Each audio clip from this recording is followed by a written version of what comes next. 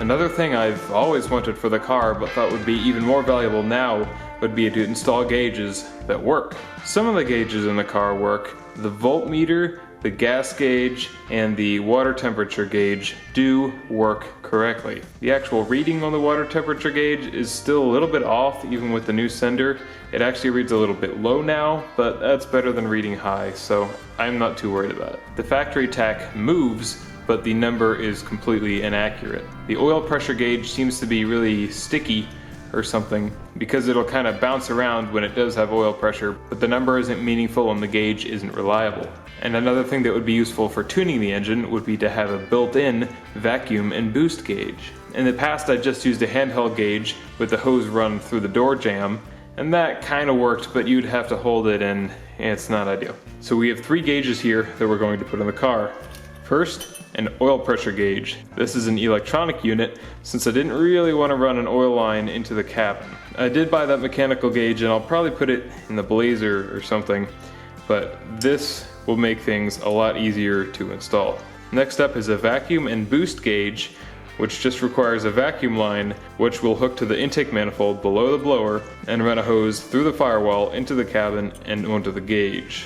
And then third, we have this Tach. I've used this a couple times, but I did intend for the Firebird to be the home of this gauge. I just wanted to have all these together to install them all at once. So now that we do have all these together, let's go ahead and get to work installing them. So now that we're inside the car looking at the dashboard, where are we going to put these gauges? Well, the answer seems obvious. This was actually the location for an AC vent, and when I got the car it had the 2 little adjustable vent things just kind of hanging loose in there. I took them out because they weren't doing a whole lot, and I figured that would be a really nice location to mount 2 gauges. And it seems like everything here is already set up for this size gauge. We'll start by removing that dash panel and figuring out where we want the Tach to be mounted. The steering column seems like the obvious spot, but it was a bit tricky finding a location to tie it onto that is above the lower column, which rotates with the shifter. Then we'll pop out the bezels that were in place on the dash panel and test fit the gauges. That's too bad. I thought this was just gonna fit, but the gauges are a tiny bit too big for the holes in the dashboard. I do feel bad about this because this is a decently nice dash. I'm just gonna have to get over it and modify this thing though. I used a carbide bit on a Dremel tool to whittle away at the aluminum and increase the diameter. I was careful not to remove too much material and test fit the gauge often.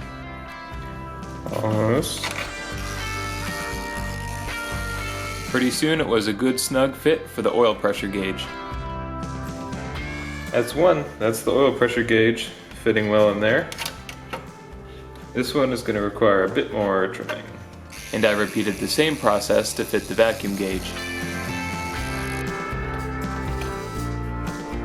Okay, there we go. That's the boost gauge ready to be installed. Once they fit, I deburred the edges to keep everything smooth. So there are our gauges. I was thinking I would need to make some kind of bracket or maybe thicken up this dash plate, but it's actually pretty solid and these gauges are very, very lightweight. So I think this will be just fine.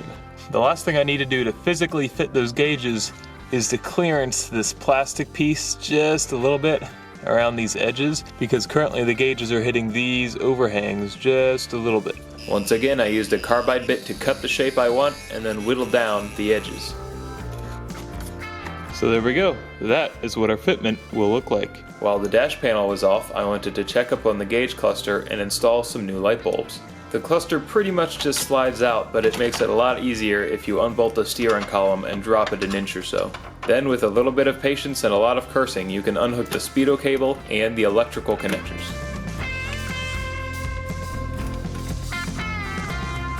With the cluster removed, I noticed that some of the traces for the circuit board were coming apart.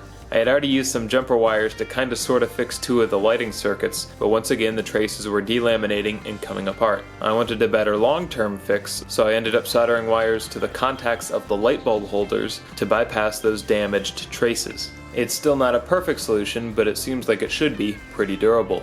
And the light bulbs I wanted to use are LEDs. There are a couple reasons I wanted to use them. For one, they're brighter. Both the bulbs I had tried in the cluster simply aren't that bright. Another reason is the heat. The existing bulbs put out a lot, and some of them have actually scorched some of the plastic nearby. And then of course LEDs should use a little bit less power, which will make me feel a little bit better since it still has a pretty anemic alternator, and I'm going to be wiring the other gauges in line with the wires going to the gauge cluster. Once everything was back together, I tested all the lighting and made sure everything worked as it should. Then I set out to wire the other gauges. I wanted to use as much of the existing wiring as possible. I was able to hook the lighting circuits for the gauges into the gauge cluster's lighting, as well as using a power, ground, and Tach feed from the cluster. I used connectors where I could to make sure everything would come apart as easily as possible in the future. For the vacuum gauge, I hooked some rubber hose to the plastic line it came with and ran the hose through a hole in the firewall. I also added some graphite lube to the speedometer cable before reinstalling it. Then I retested all the lighting on the gauge cluster and the extra gauges. Then I could put back in all the screws and bolt the steering column back up. With everything else installed, I used a large zip tie to hold down the Tach to the steering column. These two gauges don't actually match, and I didn't realize it until I had them both in front of me. I really just tried to match the brand, and I figured they'd be close enough. I might try to match the two gauges in the future. On a side note, I did end up getting an air-fuel ratio gauge after I found a good deal on one a little while after this video was made. I'm not sure when I'll get around to installing it in the car, but look out for that sometime in the future. Now that the gauges are installed and the interior of the car is set, it's time to take care of a few things in the engine compartment. Another thing I've wanted on this car for a while is a proper connector for the HEI. This little connector pigtail is for the Tach and the ignition wire on the distributor. The one on there doesn't have any positive connection for the connectors, and I've always kind of worried about the wire coming out under all that engine vibration. But with a real connector, it'll be easier to connect and disconnect, and the wires will be a bit more secure. We used butt connectors to splice the connector pigtail onto the existing wires, which obviously needed some attention. With everything crimped together and the heat shrink shrunk, we'll wrap the wires and move on to the next job. Next up, that electronic oil pressure gauge needs a sender that's compatible with it, so we'll swap out the original style of sender with the one that came with the gauge. We simply unscrewed the old sender, installed the new one with some thread sealer, and replaced the spade terminal with a ring terminal. And with that sender installed, we'll use some dielectric grease on the connector for the distributor and hook that up too. And then we'll pull the hose we're using for the vacuum gauge through the firewall and hook it up to the vacuum hoses going to the intake manifold. We simply used a plastic tee into the existing hoses so that we can use it as a boost gauge. And just like that, those gauges are set up. I took the car out for a quick test drive and everything seemed to be working perfectly.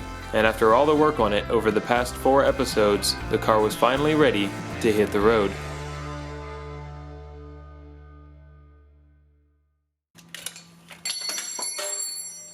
I'm under 12 volts. Gotta hurry. I don't know how, but I forgot that this is the absolute messiest stuff in existence. Now I'm stained forever.